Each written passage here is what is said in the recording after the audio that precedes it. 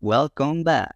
This is your ultimate guide to the combat of Chaos Zero Nightmare, so that you can dominate it from day one. Linon was the one who compiled all this information, so all credit goes to him.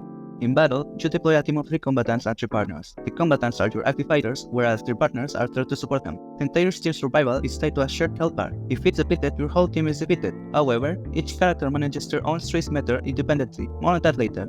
You kick things off by drawing 5 cards from your draw pile, containing all of your 3 combatants cards, and gaining 3 action points or AP to spend. Your current AP is always shown at the bottom of your screen. To play a card, just drag it out from your hand and pick a target if needed. There are 3 types of cards. Attack cards generally are used to deal damage and or apply an effect. Heal cards are used to apply shields, healing, effects, etc. And finally, power cards usually provide a buff that lasts for the rest of the battle. In case you mess things up, I'll pick this menu to enjoy your moves in different ways. Just keep in mind this costs some kind of sense of time currency.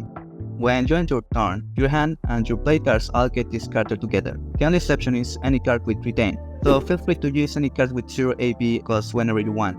Need to draw more cards but your draw pile is empty? Don't worry, cause the game will automatically shuffle your discard pile back into your draw pile to keep you going, with one crucial exception. Any cards you have already played this turn won't be reshuffled, which completely prevents those game-breaking infinite loops you might be used to. Every combatant and partner on your team has a powerful Eco skill. Casting these skills consumes Eco points, or EP, a resource shown in the bottom left corner. You can earn more EP by playing specific cards, defeating enemies, or recovering from a breakdown. And speaking of breakdowns, stress is a constant threat. It builds up when your characters take damage and ticks upward at the end of every turn. The more damage they absorb, the more their stress meter fills. When a combatant's stress maxes out, they suffer a breakdown, meaning team's maximum HP is instantly reduced by that character's HP stat, and the rest of the team takes a significant stress hit from the shock. The combatants suffering the breakdown lose access to their normal skills and cards. Instead, their cards are replaced with breakdown cards, and they can't use the Echo skill until they recover. Worry not, as there is a way out. To help a character recover, you must play 5 of their breakdown cards during your turns. These cards cost 0 AP but still use valuable slots from your 5 cards drawn per turn.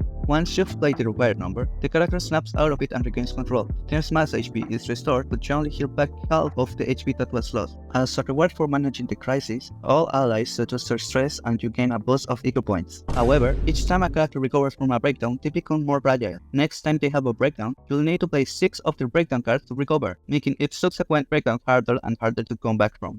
Here, every move you make matters, because enemies act based on an action count. It shows how many cards you can play before that enemy interrupts your turn to attack. Every card you play reduces every enemy's action count by 1. The moment an enemy's count hits 0, they immediately jump in and perform their action.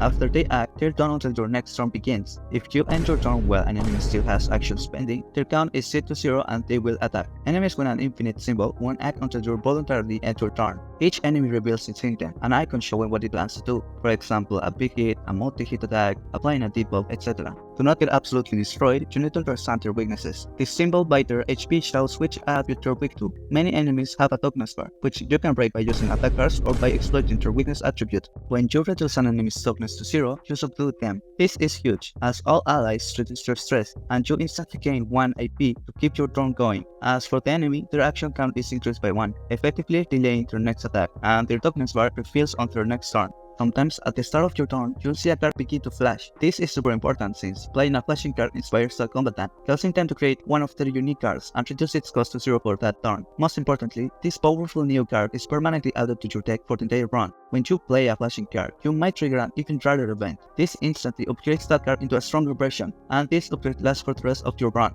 So that's the core loop. And with these basics, you're more than ready to play Chaos Zero Nightmare. I hope to get into the playtest so I can bring you more content, but I never have luck with those things. If I somehow manage to get in, you can use the comment section to leave me your ideas on what you want me to try. Until then, I wish you the best of luck.